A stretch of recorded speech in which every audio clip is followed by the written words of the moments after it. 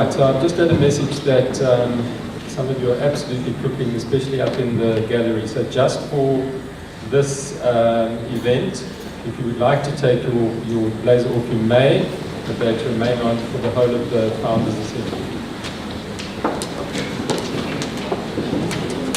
Okay, so welcome to today's multi-purpose lesson, just for the benefit of our old Westerfordians. We have a new program, a new part of our timetable. Once a week we have a discussion or someone entertaining us, a host of different guest speakers. I'll be referring to them shortly, so that's why I've referred to this as one of our multi-purpose lessons. A special welcome to all of you who've come from afar to be here with your colleagues from 1973 and perhaps other years, and it's great to have you back here. Thank you for joining us for this part of our celebrations.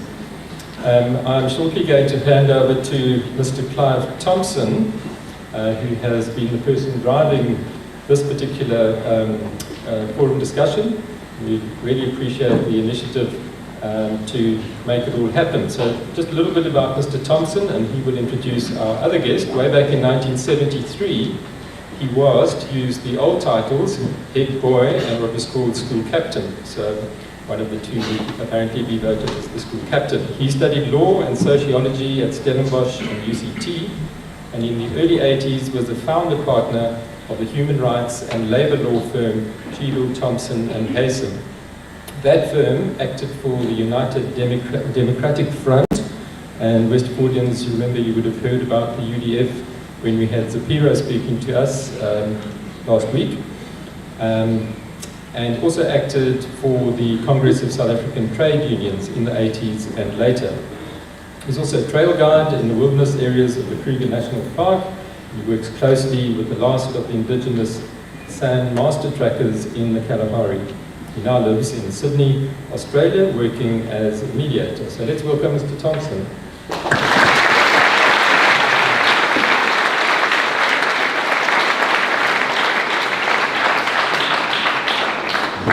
Thank you very much, Mr. Anderson. It's really great to be back here, and I must say how different you all look. And of course what I mean by that is how wise you all look compared to those other years. And if I look further afield, how different you all look. And what I mean by that is back in 1973, one of the things that goes along with the job is you get invited to a whole lot of parties.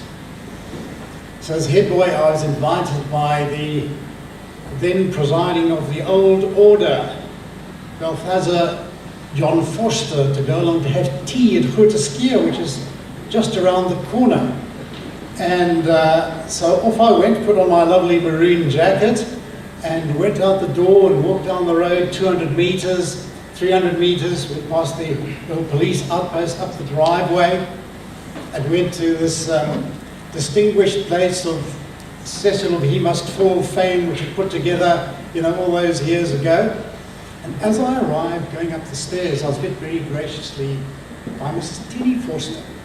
And she looked at my blazer and she said, "I know the school that you're from.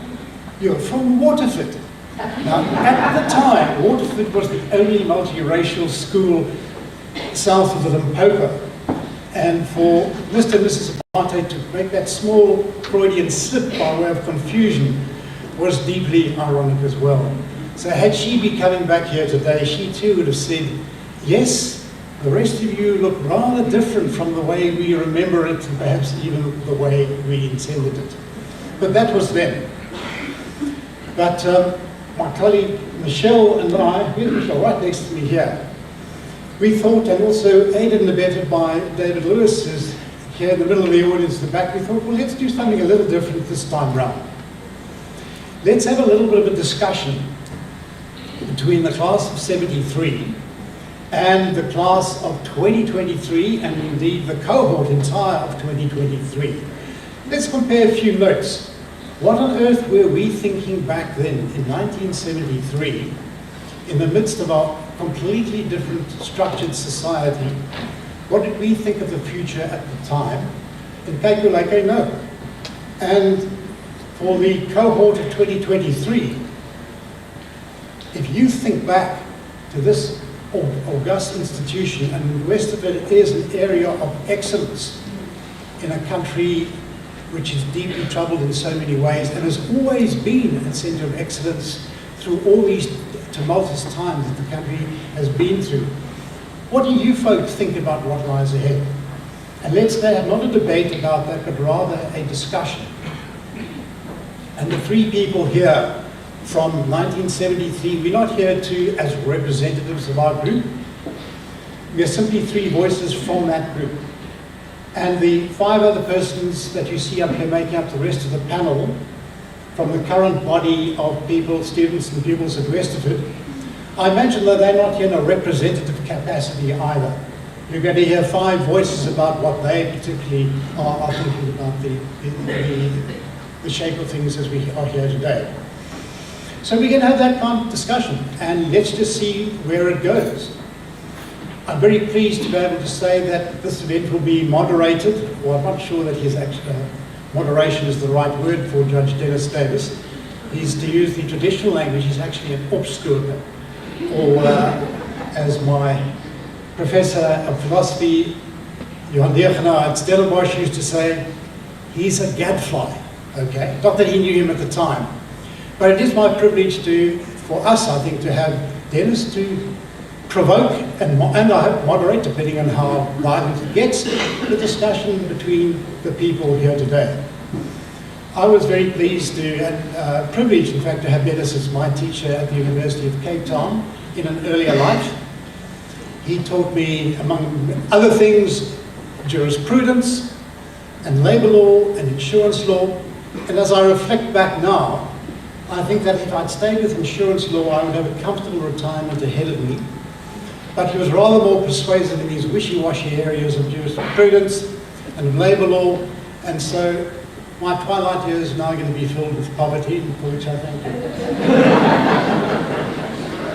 But Judge Davis has been a social critic and commentator on South Africa, a very distinguished background, both as a law professor and as a judge, and now I think as a social communicator in so many ways.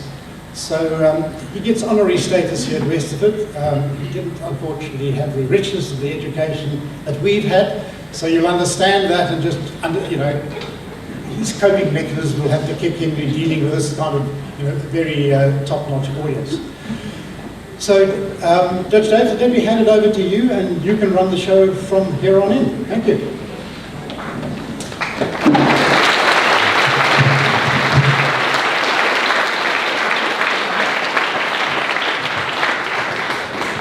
Thanks very much, Clive. Let me just try to explain what we're going to do in the hour with us.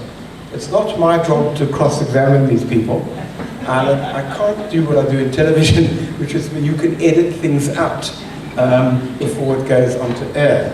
But what we really want to have as much as a discussion between, as it were, people at the school now and people who, as it were, there a half a century ago, and try to see what's common, what's different, what do we learn from each other. And I feel very privileged to be able to do this. I didn't go to the school, although my daughter reminded me this morning when I told her where I was going to. She went to my school, which was hers, so she said, I always wanted to go to Westerford and you prevented me from coming here, so it's very ridiculous of you to even want to moderate something here because it's all your fault that I didn't come here. And this has always been a marvelous school, so it's for me a very great privilege to be here. Let me introduce our panel, and then we can get started. Clive, in his typical way, has given me very strict instructions. So, starting there, down from the left, Michelle Harris, Windsor, who lives in Florida and the USA. Let me not say more about your governor. She was the 1973 head girl, as I understand it. Well, we've changed the term at the time. Joined a number of careers, an artist, an entrepreneur, a board president, treasurer, a marketing director, a freelance consultant, and as you indicate, most importantly, a mother. I suppose let me move down to my right. second right, Giselle Geyer, Osler, lives in Pretoria. I won't hold that against you either. I assume you're a supporter of the Blue Bulls, an incompetent rugby team, and is a qualified teacher. Extraordinarily, she's run 17 Comrades marathons. That itself is an unbelievable achievement.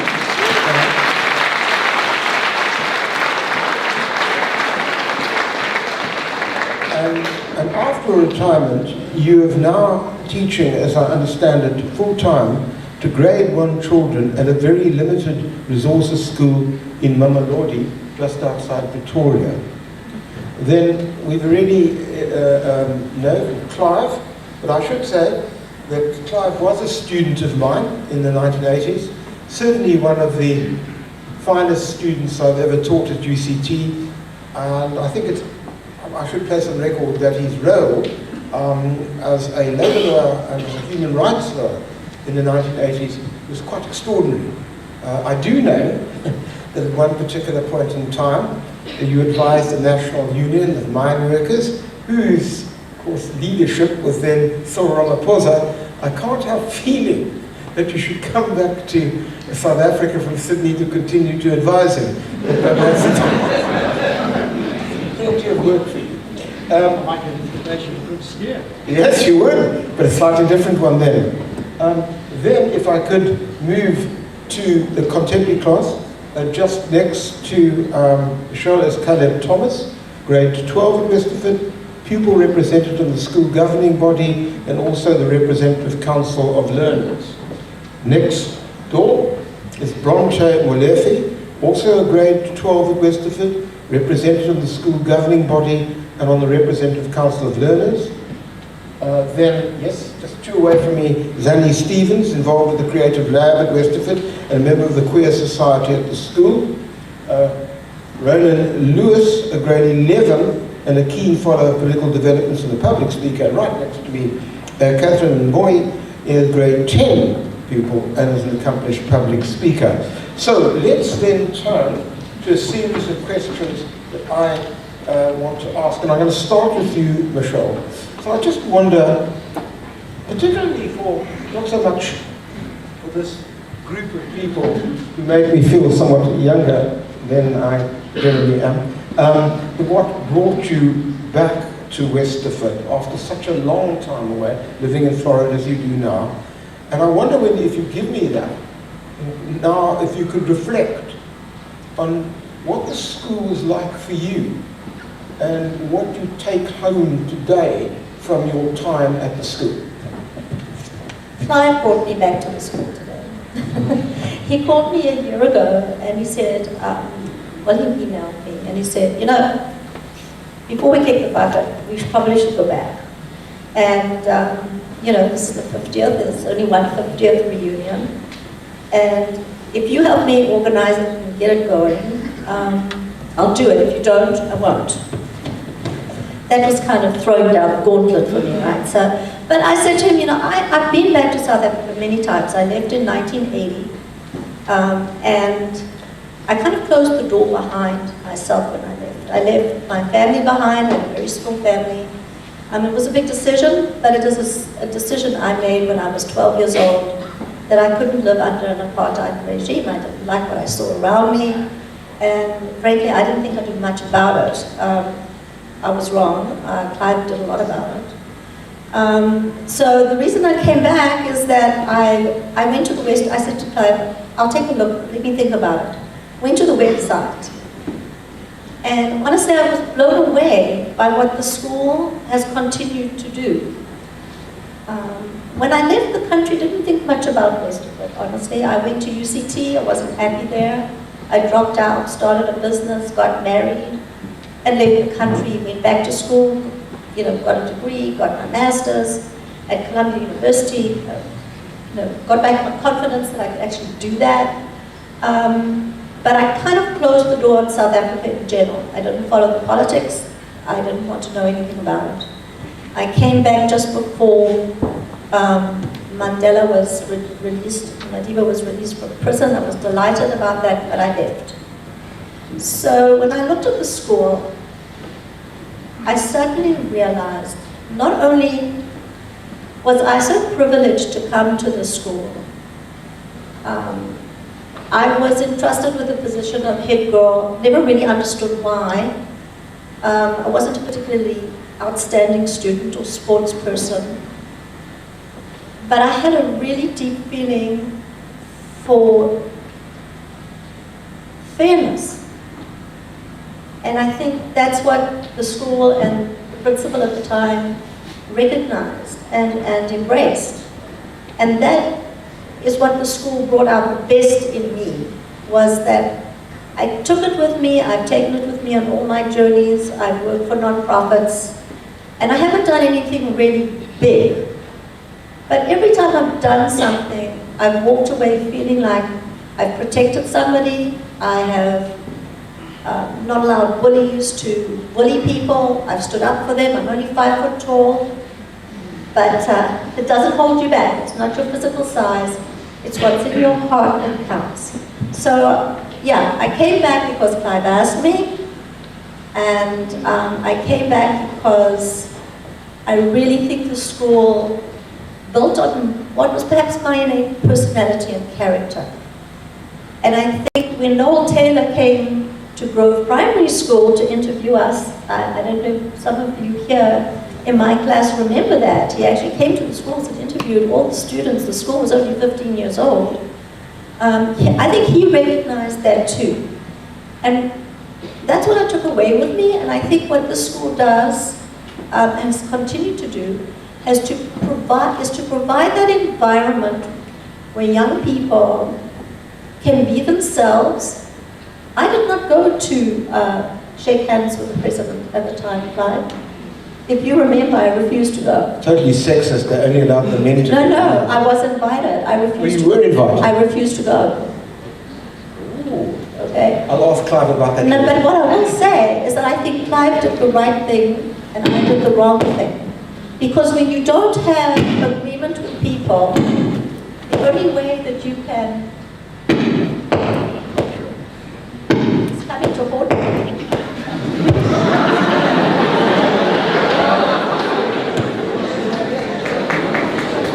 The only way that you can make peace with people.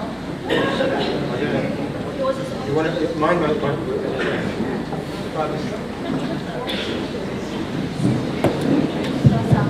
I'll speak a little louder. Can you hear? Yeah. The only way to make peace with people is to talk to them. I was young and I was pig-headed, and I'm sure many of you are the same because you don't have the experience of life. The only way that you can make peace with people is to talk to them. So, Clive, you were right at a very young age, and wise at a very young age. Can I just ask you, did you find the school, in terms of pupil-teacher relation, was it hierarchical? I'm not quite sure what you mean Well, by I that. suppose, was it a kind of authoritarian atmosphere, or fairly democratic? Yeah, well, if your skirt, was more than an inch above your knees when you... Oh, the skirts had been an inch above the knee. Yeah, when Miss Fitton made you kneel on the ground with her ruler. Yeah, that was dictatorial. And you had to go home and get a longer skirt, yeah. But Okay, got you. Because, Bronte, I wanted to ask you, there's a 50-year divide here between Michelle's kind of reflection on the school and where you are now. And I was just interested in your reaction. Do you think, in relation to that, if you reflect upon this, the school's equipping you for the world that you're going to go into, and how do you sort of see the kind of structure of the school now in relation to what she's just commented on? Okay. I think that a lot has changed since then and now, where we don't really see our teachers anymore as these people who are in high positions of authority, who are capable and who had the power to give corporal punishments, and and when people were scared of them back then. I think right now school has become more of a home away from home because of the relationships that we formed with these teachers. A mentoring relationship is actually encouraged among everyone, where we don't see our teachers as just teachers, but as mentors, people who have influence over our morals, our careers, our decisions, and people who we can turn to when things get rough, when things get tough. So conversations are not only in the classroom about that next agonizing physics test or the homework that you didn't do, but it's about those conversations that you have during breaks, saying this is what's going on in my life. You know, you feel safe to confide in them, and in turn, they support you in every way that they can. So I think that has made, like I said, school a family, a home away from home, where people no longer associate school with stress and aggravating friendships and everything, but that it's a place where you can confide in people, and especially when you confide in teachers, like people who are in a position of authority, they are separated enough from the issues of teenagers that they can give an unbiased opinion. And obviously they are adults, so they can give good advice, you know, as in something they probably also went through in life. So it's like family. It is a parent kind of relationship. And I would use the words friends, like a lot of people see their teachers as friends, but I think it's a bit of a risky word to use, because I don't want to associate teachers with like, oh, like hi Tommy, you know. I'm stressed about the physics test. It really wasn't like that.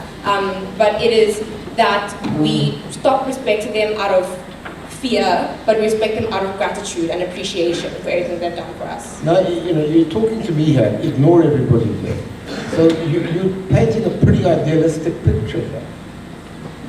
I mean, it's quite remarkable. So you say that effectively it's a very different atmosphere from the idea that you have your skirt 1 inch above the knee. I remember at school myself, you had to have short back and sides, haircuts, etc. You're saying it's a much more democratic process. Is that what you're saying? Yes. And could I ask you a second question? Because just picking up from Michelle's point, I suppose it's a hard question to ask somebody as you're moving out, because next year you're, I don't know, university or something, please God. Do you think the school has equipped you to face what is a very difficult, diverse and complex society? And if so, why? Like how they've equipped Well, us? I'm asking, do you think it has? So I know you don't want to answer that, but to the extent that you can, I'm interested in how you perceive the school in terms of the fact that outside of the school, we're such a complex, divided, and difficult society. I think, especially referring to Westerford as a school, is that the way that they have equipped us is through conversations. And it may seem like something very simplistic, but it is something very important. So yes, they still adopt rules and regulations that have to do, for example, like uniform rules, hair rules. Like, it's not like those things just fall away because they can, because they are showing us the real world out there. When you go to the workplace, that there are rules that we still have to stick to, and we still do get consequences for not facing those rules. So it's very realistic, but at the same time, it's that we have conversations about those difficult topics. So when you go out to the real world, like how would you deal with, I don't know, conflict in the workplace, among colleagues, among peers? It's these simple conversations, but it takes so much to be brave enough to voice out, this is how I feel, this is how I'm coping with it, how can I cope with it better? And you feel that the climate here allows you to do that? Yes. It does. Can I ask whether any of you who are at the school at the moment agree, disagree, want to make a comment? Yes, you can make briefly. I absolutely agree with Bronte. There is often a fear surrounding controversy and disagreement. And at Westford, we are encouraged to disagree. We are encouraged to learn new ideas. We have conversations where we are uncomfortable, and it's not shun away, it's brilliant. Yeah, Catherine? I completely disagree with Zanny's point. Good, I would like a disagreement. Carry on. So I would consider myself more conservative, and I feel like at a school like Westford, it's very liberal. And if you have a conservative view or view that's different to the majority, you're kind of labeled outside, or as, you know, bigoted or racist or homophobic for just simply having a different opinion to what the majority says. What So, do you, can I just ask you, from a point of ignorance on my side, what do you mean by conservative? so I will I mean, try. you don't Yeah. mean supporting No. in England. I mean, what do you mean? No, so I mean basically, like you want to conserve certain things of like your religion or your culture or your moral values that you learned at home. For example, I'm just making an example, the idea of short skirts. Maybe like if I grew up with the idea that it's all girls are supposed to be like skirts that are longer, and I come to Westford and I voice my opinion, and people be like, well, that's not the liberal way, or that's not liberating, so therefore do this and that. So I feel like, yes, we are kind of like encouraged to like speak our minds, and if we disagree with something, like absolutely go for it. But then there's also this kind of fear that if you voice a different opinion to the majority, you're kind of labeled outside of that. So And who does that come from? the students, The ambience of schooling or fellow students? the students, I would say. Okay, all right. Yeah. But I'm not trying to say that they're rude about it. There's just that just, you know. Yes, but I'm not sure I'm going to get into a lot of trouble. Carry on. Yeah, so I agree with the sort of controversies like a bad thing nowadays, because it's a very liberal school, and I think the majority of the students are probably very liberal. So we do, I think, just need to find a balance, because in the old days during apartheid, everything was very conservative and no liberal or progressive ideas were at all even tolerated. Whereas nowadays, and I guess the older generation tends still told those kind of views, whereas nowadays the youth are more progressive, and some people use the term woke, that's also very controversial. And now they're sometimes targeting on people who are a little bit more conservative, obviously racism is called out for what it is. But sometimes conservatism in general is just attacked. So I think we do need to find a balance, like where we allow people to voice their views as long as they're being respectful about it. And I think we are getting better with that. Can I just ask you on that? I mean, you would accept that from a if it's a slightly different position, there are some things that have to be ruled out. Like you mentioned racism, homophobia. The mic not working properly. Okay, can you hear me now? I'm not sure it's not working. Let me speak very loudly so that people can hear. So there is surely there got to be framework. Homophobia, racism, religious prejudices, that's not on. Yeah. But within that, I suppose, are you saying that it's difficult to negotiate a different position? Yeah, it's hard to like draw an exact line of like what's acceptable, what's not acceptable. I guess, yeah, there's extremist things where it's like you want to harm people, or you want to kill people, or you want to take people's rights away. I think most people would agree that that should be ruled out.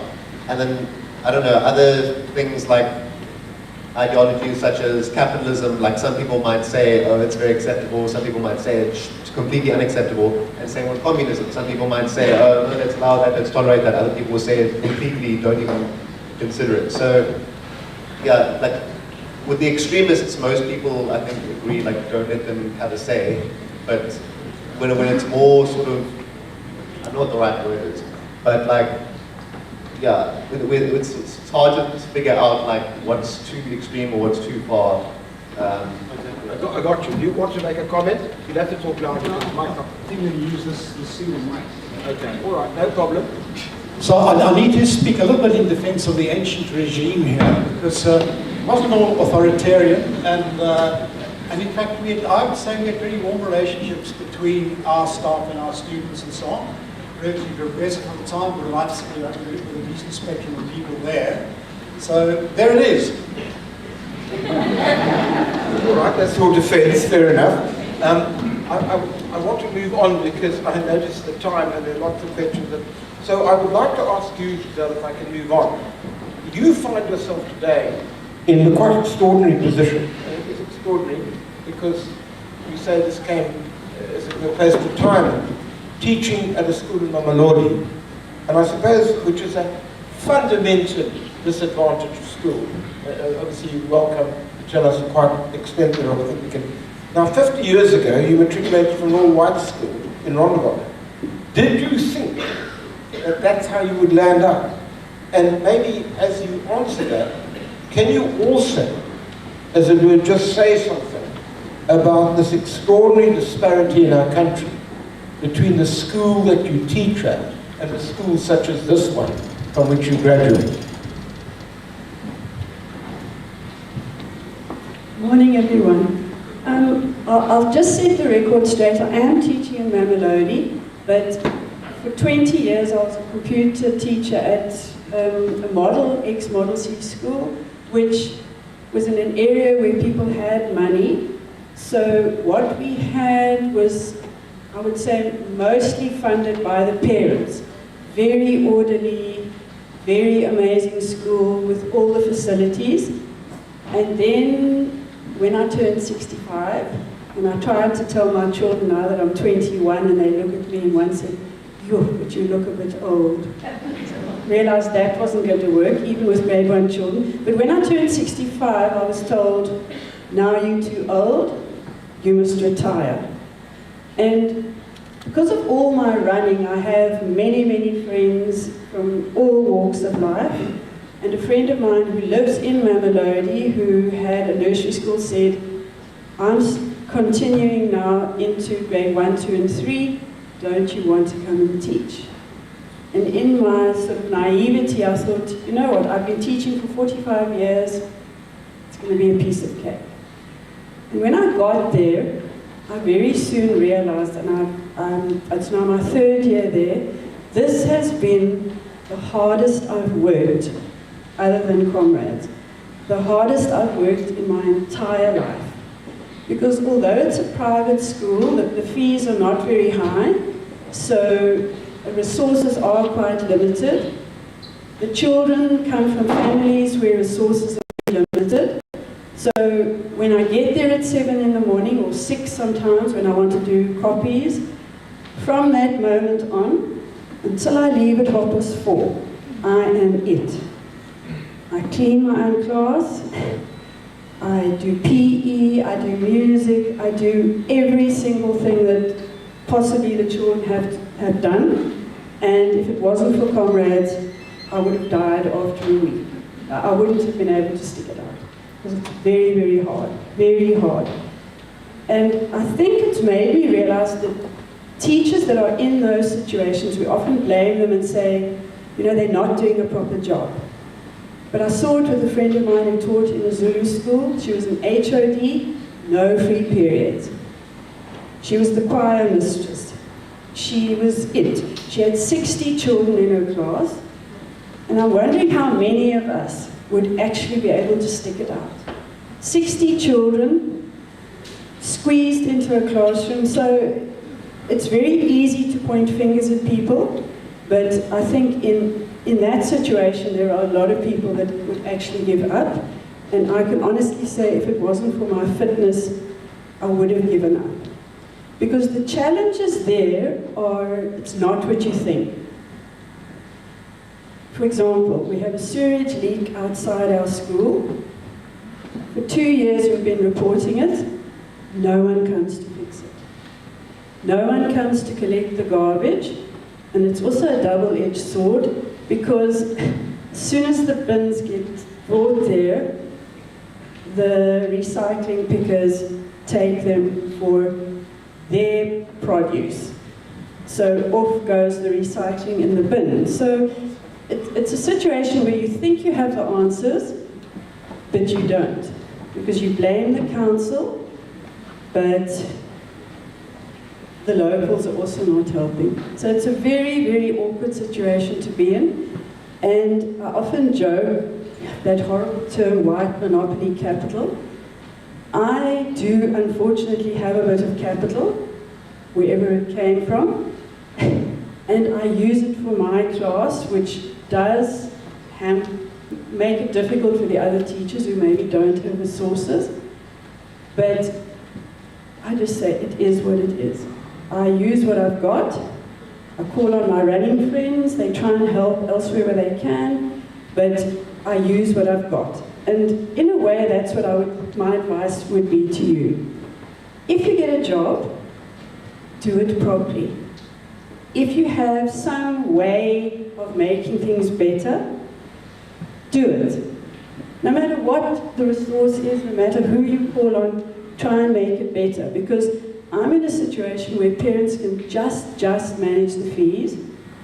We have many single mothers, there's no father. So my advice to you is, if you have a family one day, if you're a dad, be a proper dad. If you're a mom, be a proper mom. Because we have many grannies looking after their children. Thank you. Can I ask you? Yes, I'm asking you that. I'm interested in the point about the disparity of what Giselle is talking about to what I'm seeing here, or in so many other schools, which are privileged. Let's be blunt about it. And so I'm interested in your reaction as somebody who, in a sense, as I said to Catherine before we were talking formally, it's your generation that's going to solve the mess that we're in this country, not mine. So I'm just interested in your reaction to Giselle's description of the dilemmas of children in exactly, who eventually, your age, essentially located in school like a Moalolo. Okay, so on Giselle, your point, I believe, just a very quick thing, you got that white monopoly capital from apartheid. Yes, just pointing that out. And another thing is that I believe that, well, it's a fact, the way that our country is, the education system is so different and separate is because of the impacts of the Bantu Education Act. There's still remnants of apartheid today. We have left the apartheid era, but it's still here. The structures are still here. And thus, it has an impact dramatically on this school. Myself, my family has given me the privilege, well, privilege is an interesting word to use, but the reality check from a very young age. I'm sure many other white, middle-class students here can relate to having a caretaker or a domestic worker who comes to their house. Mine was Gogo Rachel. She lives in Masiphumelele. She was taking care of myself and my brother for roughly 10 to 12 years. But around that mark, she decided, after picking us up many afternoons from our school at the time, which was the Start the Sea, that she wanted to help her community. So what she did is she said, sorry, Mr. and Mrs. Stevens, I would like to stop working for you because I want to set up my own foster home that will help, that's right next to the school in Masiphumelele. Obviously I was sad because she was my best friend and I wouldn't be able to see her as much, but it gave me the opportunity to spend a couple of weekends away with her in Masiphumelele, getting to know these students, getting to know these people who have alcohol fetal syndrome, who live in these very harsh climates. And it's not a surprise for me, but I believe it is a surprise for many other people here in this hall to hear that we are privileged, which is, in my opinion, rather sad and ignorant. So I know, let me ask you this, just one, your reaction, but much more important than your reaction, for me, well, I don't think this mic's working, that's the problem. Yeah. But can I ask you, sorry for shouting, but I'm trying to get it here.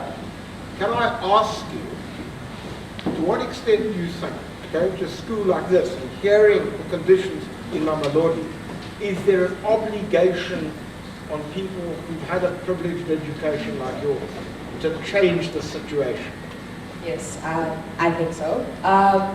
So just to give background on that answer, I went to a kind of disadvantaged primary school, and I always wanted to come to Westerford because, I mean, it's a good school. So I worked really hard and I got a scholarship to come here. And I know that I'm going to be big in whatever career that I choose to be in. And I want to, like, obviously give back, not only to the scholarship that helped me find me coming to the school, but also to my private school and to other students that like can't get this opportunity to come to like good schools like Westerford, and hoping that like in the future there will be more schools like Westerford and not just more scholarships to offer students to come to Westerford or good schools like Westerford, and hoping that in the future education could be more cheaper and hopefully more free, like the healthcare system, so that it's like it's not like you have to work super hard. Like obviously yes, you work hard just to get a scholarship and then try to get into a good school like this.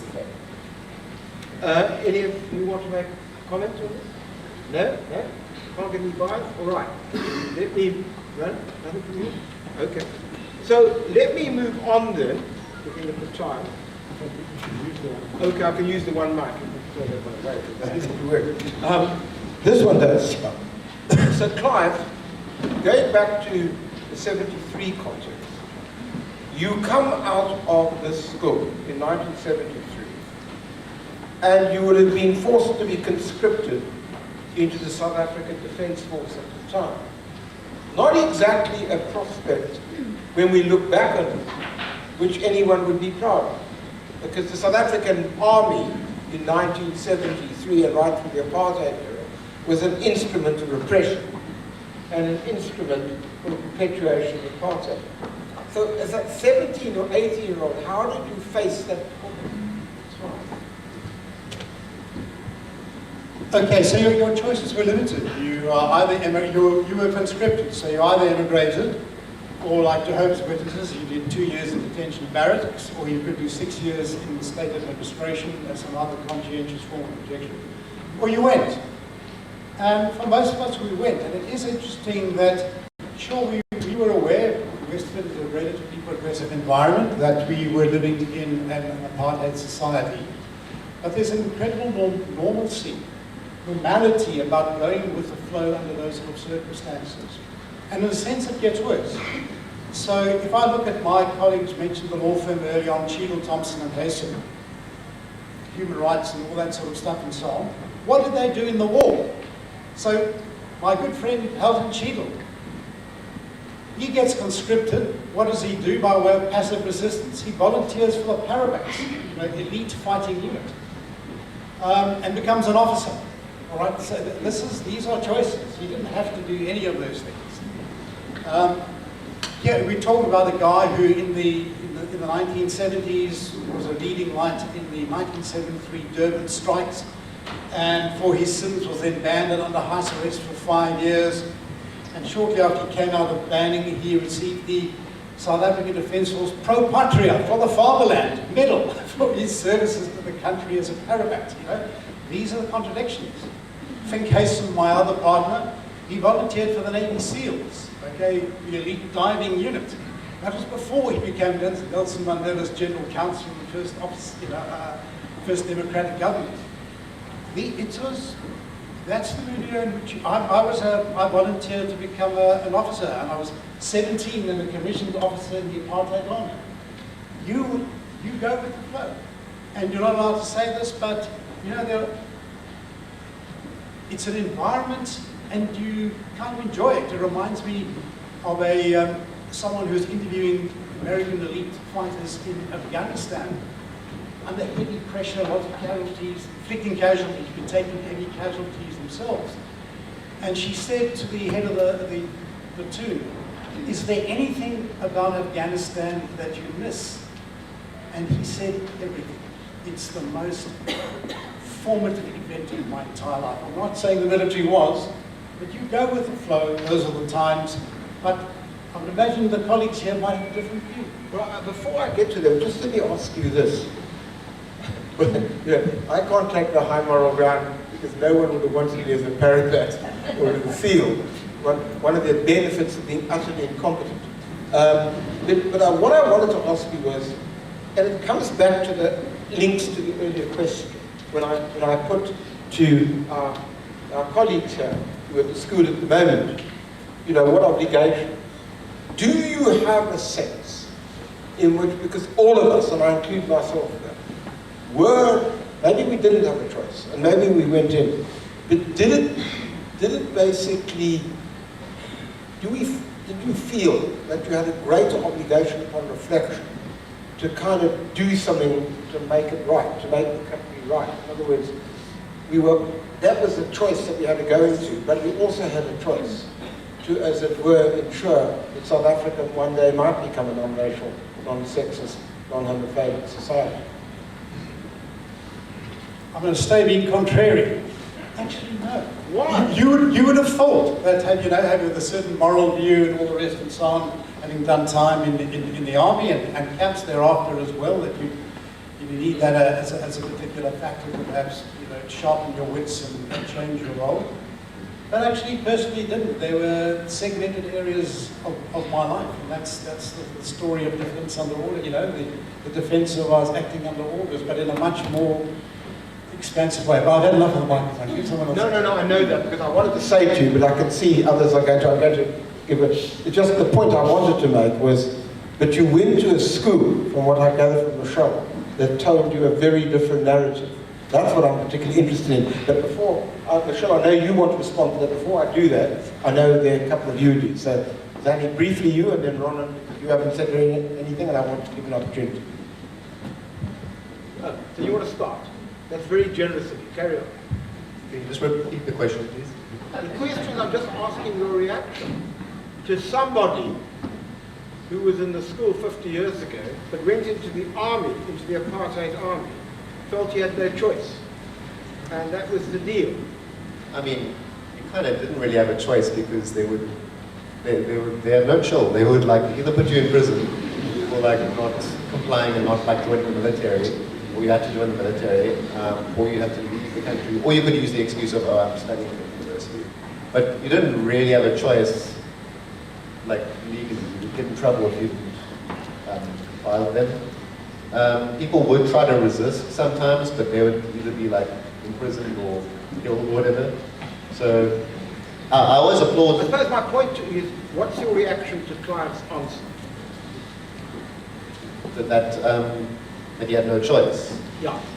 I mean, I'd say I agree. I mean, you do have the choice to protest and fight back, but I mean, I applaud anyone who does resist, but I mean, I don't think the average person is really brave enough to risk their life or their family to fight back against an authoritarian regime. But I always applaud anyone who does fight back. Got you. Danny?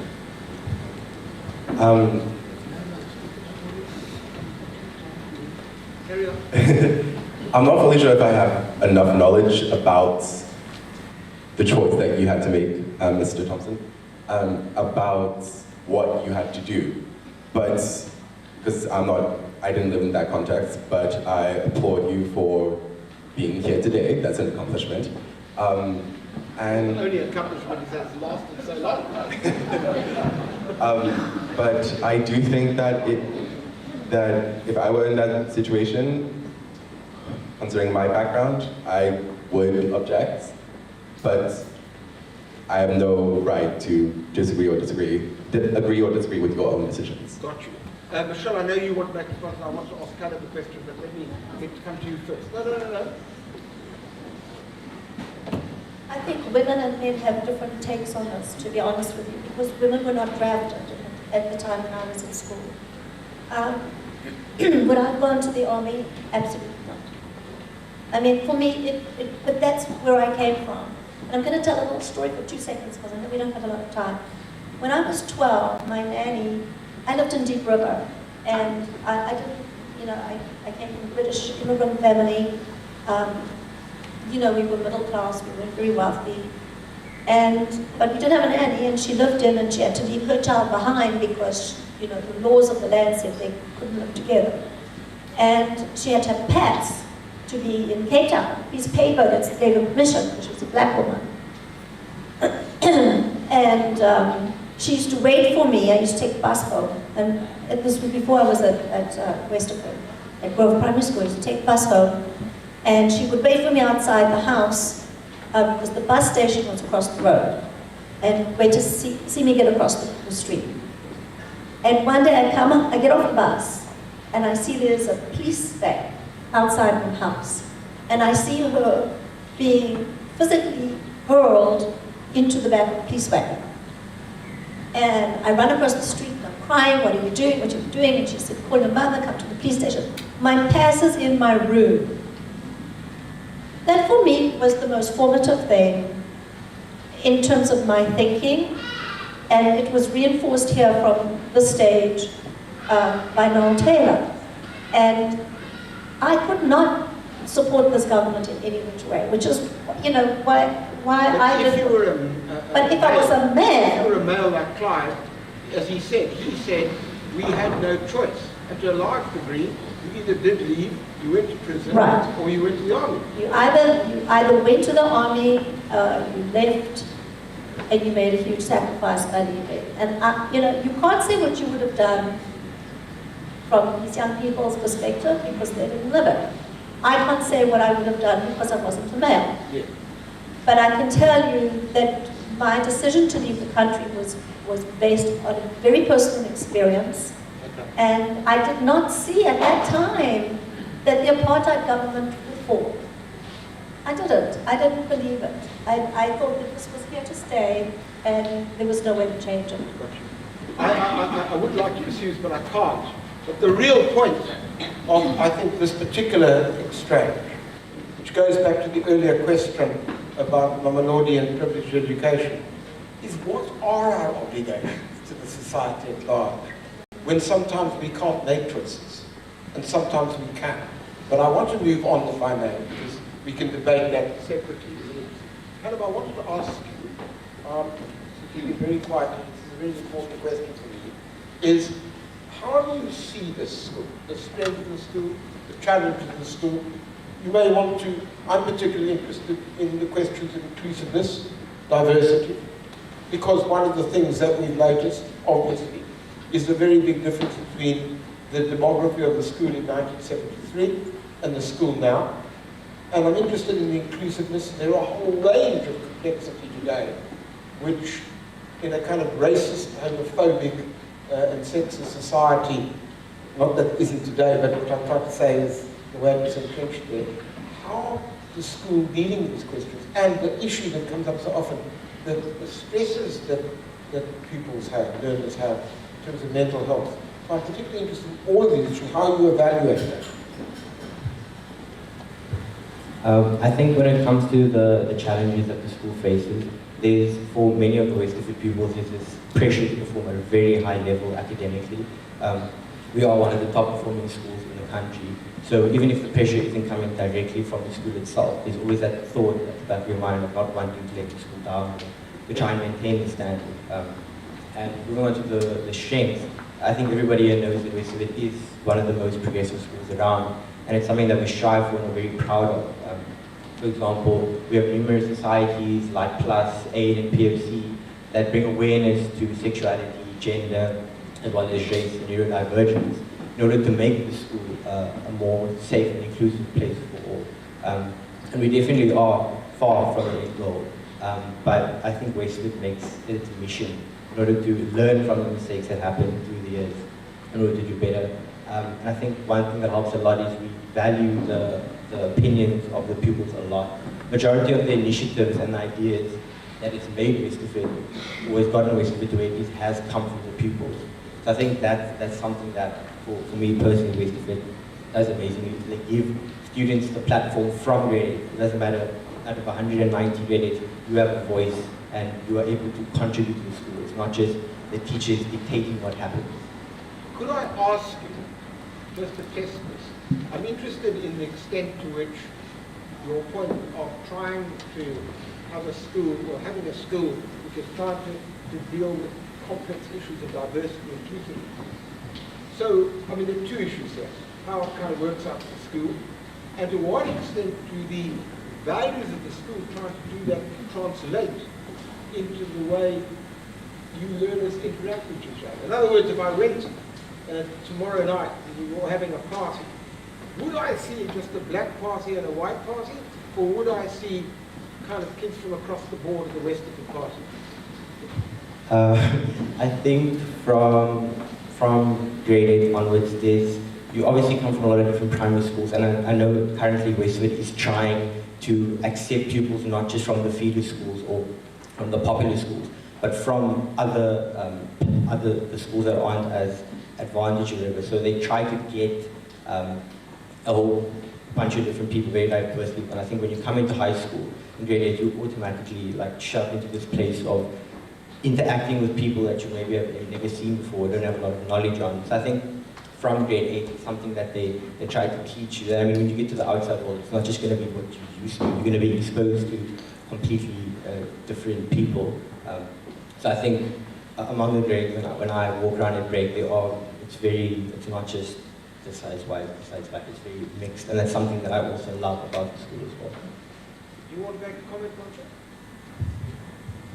I think that I'll focus more on the issues that our school faces currently, because I mean, Caleb did really do a good overview with what we're strong at and what our goals are. And it does actually follow on with Catherine's point that yes, we encourage conversations, but our problem is that whenever a controversial opinion is shared, and in this case, controversial means conservative, when a conservative opinion is shared, that person's often shuts down. And I mean, it's hard to respond because it always depends on context. But I think that we kind of like punish ignorance. And yes, we don't want people to be ignorant, but we have to acknowledge that people come from different backgrounds. No one is born racist, no one is born xenophobic, no one is born homophobic. It's the environment that they were in, that they were taught these values. And I think that we struggle to understand that these values can be unlearned. And when you shut down people for sharing these opinions, they don't get the opportunity to actually learn what having a fair society is, with equity, you know, a more accepting society. So I think that is our problem right now. And I mean, it'll probably be exasperated a lot as the years go on, especially with the rise of social media. People are now like realizing that they can use their voice. But sometimes people are using them for all the wrong reasons. Yes, it advances activism, which is good, but then there are other people who are advancing hate and spreading hate. And because of social media, it's able to reach a much wider audience. And it's very hard to control who says what on platforms such as... Of course, it's impossible for teachers to do that too. Yeah. I assume that they're creating a climate where everybody can talk. Yes, they are trying, yes. We are definitely trying where everyone can talk, but I think it is more of a cultural and a societal thing, yes. Comments? Can I just ask you this? I mean, when I introduced you, and I'm only making this point, I don't want to get into trouble, that when I introduced the member of the Queer Society, when I was at school, and I suspect when the 1973s were at school, the idea that you have a queer society at the school would be, you must be insane, because most people who have different sexual identities suppress them under the hegemonic notion that we all have to be a particular kind. So, given that particular point, how do you respond to the diversity question that I just posed? Could you repeat the question, please? I forgot. So, personally, I'm queer. To give more specifications for those who might understand the terms, I am genderless. I don't identify with any form of gender. My pronouns are they, them, and she, her. I identify as omnisexual, so I basically have the ability to be attracted to anyone, but I've got a preference towards certain performances or gender identities. So I came from the Grove, and it was not a pleasant experience to say the least. I received plenty of bullying and a lot of discrimination from students, staff, ground staff, parents, and it was not a fun time. Okay. But here at Westford, no, yes. I have to move it because I haven't got time. Okay. And I wanted to ask Ronan one final question in a minute because I'm told I have to close. I'm just interested in your reaction to this. What do you think are the special challenges which face you now as you move out of the school? So I think something a lot of us are worried about. When we leave school is unemployment in South Africa, because South Africa has one of the highest unemployment rates in the world, and 60% of the youth are unemployed. So there aren't a lot of opportunities, and yeah, people often don't think that they have much to look forward to. So that's something that a lot of people I think are worried about, including myself. And there's the fear of, will I have a livable wage? Will I be able to feed myself? And then I guess the other thing that I'm sort of worried about, since I follow politics a lot, is about a World War III happening, or a nuclear war, because it's we're closer to that than we've been since the 60s. But then there is one thing that's sort of giving me a little bit more hope, is that next year we have elections, and it's going to be the first time that the current grade 12s and the current grade 11s next year will be able to vote for the first time and have our say in who should lead us, who should run us. And for all we know, the political landscape and the leadership structure could completely change. So I'm quite hopeful for what we might. Thank you very much. Let me just make two final closing points. I know we have to. Let me take the mic. Just a couple of points. I had intended to ask you in the audience to respond. I apologize for that, but I was given such a long list of questions, and I know that many of you prepared for this, so forgive me for that. I hope you found, secondly, the responses here of rather provoking and interesting. Personally speaking, if I may just exclude my three board contemporaries for the moment, whose contributions I'd like to... You're older than us. I am older than you, I know that, thank you for reminding me. But I just listened to the present pupils at the school, and I thought to myself, I don't quite know why I'm depressed about South Africa. Because if we've got 5 people like you, and you may not represent the school, but I dare say you probably do in many ways, then my goodness, there is a future in this country of a very profound and positive kind. And I'd really like to congratulate you.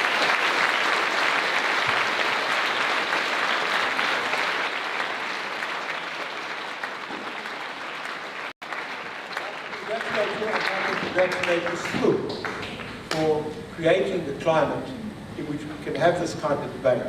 And the question I was going to ask, which I can't, because I put it in your mind, is when we record this conversation which we have, and when you come back to the school in 50 years' time, I'd be particularly interested, all of you, as to what you make of the statements of those who graduated from here 50 years ago, perhaps how correct they were, and to what extent of the points that all of you have made aspirationally about South Africa and about your futures, how accurate you were in 50 years' time. Thank you very, very much for your participation. I'll hand over to you.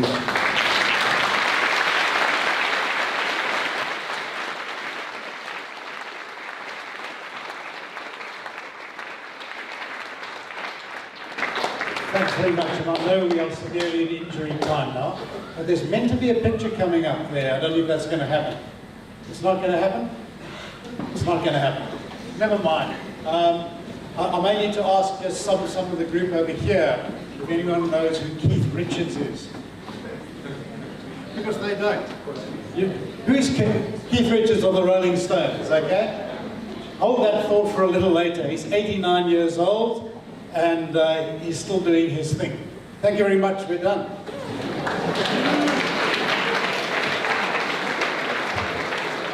Okay, I will make this very quick. I just want to say thank you very much, Mr. Thompson, and Mr. Judge Davis, as well as Michelle and Giselle. Wait, got that right, correct? I just want to say thank you very much for hosting this conversation and making it happen. And I have 2 presents here. One from the class of 73 and one from the school. Thank you, Mr. Thompson and Ms. Sorry. Thank you, Mr. Davis, for your contribution facilitating this conversation, and please accept these 2 gifts. Thank you very much.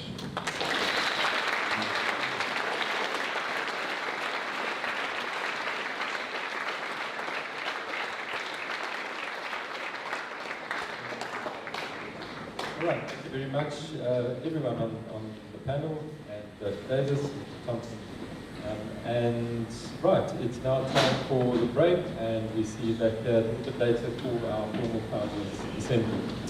Right, West Fordians, if you'll just wait for our OW guests to leave, and then you may move.